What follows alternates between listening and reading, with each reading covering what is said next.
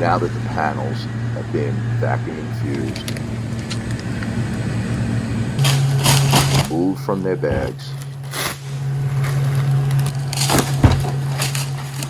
and prepared. Our bilge coated underneath where we are about to install the subfloors. Carry on.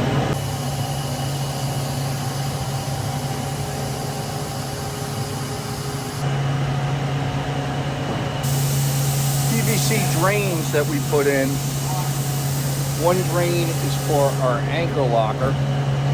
Drain is for our forward locker. This way it drains, carry way back to our bilge sump pump.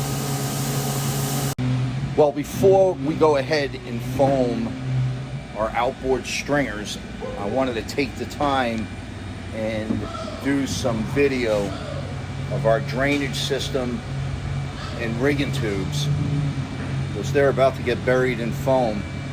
Notice though, as our drain tubes not only glassed in place to each bulkhead, they're also ribbon glass to the hull.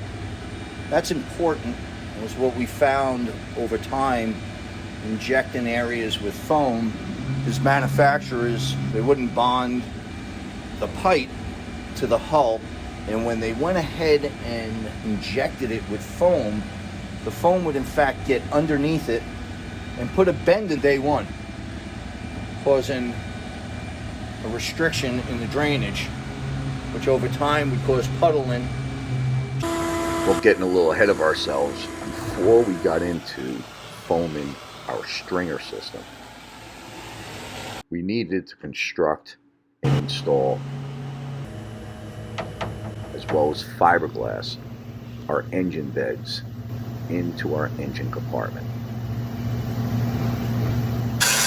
Eric is getting the layup of our engine beds ground down, and then we will set to start our foaming. Join us on the next video as we take the structural build for our 1979 Formula Sportfish to the end.